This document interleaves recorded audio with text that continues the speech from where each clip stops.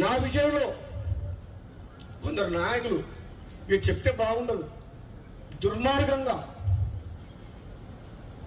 ధర్మరాజులాగా ఉండాల్సిన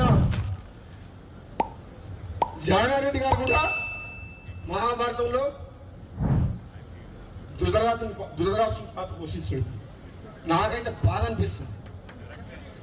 నాలాంటి వ్యక్తికి ఏదన్నా వస్తుంది అంటే 10 మందికి పనికొచ్చే మనిషిని 1000 మందిని కాపాడే వ్యక్తిని నాలాంటి వ్యక్తికి అడ్డం తగులుతుందంటే ఇక నేనేం చెప్పాలో నాకు అర్థమవుతలేదు. అందుకని ఇంతకంటే ఎక్కువ చెప్పలేను. ఇప్పటికే చెప్పదలుచుకుని చెప్పిన మనసులో ఉన్నది చెప్పినా లేదా. మరి నన్ను చూస్తే భయపడుతున్నారు అందరూ. నేను వస్తున్నట్టు బామ్మ వీడు వస్తే ఏం చేస్తాడో ఆయన మా మాట వింటాడో వినడో అనుకుంటున్నా. ఏందో మరి అధిష్టానమేమో ఇస్తా అంటుంది. ఆయన 20 ఏళ్ళు 30 ఏళ్ళు మంత్రి పదవి అనిపించారు. ఇప్పుడు వచ్చి గుర్తొచ్చింది రంగారెడ్డి హైదరాబాద్.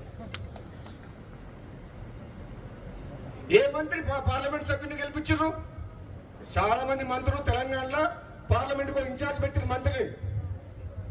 కానీ భువనగిరి పార్లమెంట్ కు మంత్రి ఇన్ఛార్జ్ రాలే, ఒక ఎమ్మెల్యేగా ఇన్ఛార్జ్ పెట్టింది కాంగ్రెస్ పార్టీ. అన్ని పార్లమెంట్లకు ఇన్ఛార్జ్ మంత్రులను పెడితే మరి నిజంగా నాకే కెపాసిటీ లేకపోతే, నాకే ధైర్యం లేకపోతే, నాకే మంచి పేరు లేకపోతే, నేనే గెలిపించే శక్తి లేకపోతే ఎందుకు ఇన్ఛార్జ్ పెట్టినాను? అన్ని తెలంగాణ మొత్తం మంత్రులు ఇన్ఛార్జ్ పెట్టి భువనగిరి ఎందుకు ఎమ్మెల్యేని ఇన్ఛార్జ్ పెట్టిండ్రు? అంటే గెలిపించే సత్తా ఉంది, ప్రజల్లోకి పోతాడనే కదా. మరి ఇచ్చిన వాటిని నిలబెట్టుకునే బాధ్యత ఎవరిది? మీరు ఇన్ఛార్జ్ పెడితే గెలిపించి ఇచ్చినవా లేదా సీటు?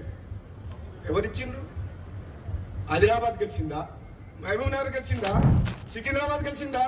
మల్కాజ్గిరి గెలిచిందా? మేదక్ గెలిచిందా? కరీంనగర్ గెలిచిందా? ఈ మంత్రులంతా ఎక్కడ పోయిండ్రు? మరి ఎక్కడ? నేను అడిగేది ఓ దయా దాక్షిణ్యాల మీద మీరు ఎప్పుడు ఇస్తారా అని మేము ఎదురు చూస్తలేం. నిజంగా పార్టీ బతకాలంటే, ప్రభుత్వం మంచి పేరు తేవాలంటే, నిజాయితీగా సమర్థవంతంగా ప్రజల కోసం, పార్టీ కోసం, ప్రభుత్వం మంచి పేరు తీసుకొచ్చే వ్యక్తులకే ఇవ్వాలి అని చెప్పి అంటున్నాం. ఈ పైరవికారాన్ని పక్కన పెట్టాలి. సార్, కోమటిరెడ్డి అభిప్రాయం నా వ్యక్తిగత అభిప్రాయము, రాజగోపాల్ రెడ్డి గారి అభిప్రాయం వ్యక్తిగత అభిప్రాయము. మా పార్టీలో ప్రజాస్వామిక స్వేచ్ఛ ఎక్కువ.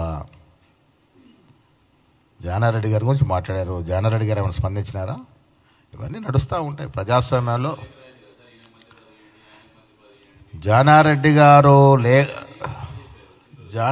గారు నాకు తెలిసి ఫలానా వారికి మంత్రి పదవి ఇవ్వద్దని రాసినట్టయితే నాకు తెలియదు. ఫలానా వాడికి ఇవ్వద్దని ఎక్కడ రాసినట్టు చూడలే నేను. తప్పు రంగారెడ్డి ఆయన ఎవరికి ఏమని రాసినారో నాకు తెలియదు, కానీ ఎవరికైతే ఇవ్వద్దని రాయలేదు. నేను సమర్థించిన తర్వాత సంగతి. నాకు తెలిసి ఫలానా వారికి ఇవ్వద్దని అయితే రాయలేదు ఆయన.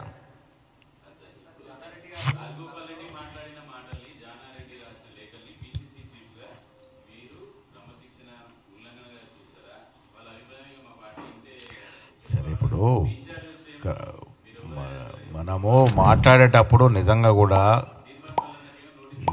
గీత దాటితే క్రమశిక్షణ చర్యలు ఉంటాయి. అది పరిశీలిస్తాము, గీత దాటింటాడు దాటలేదని. తర్వాత ఆలోచిస్తాము.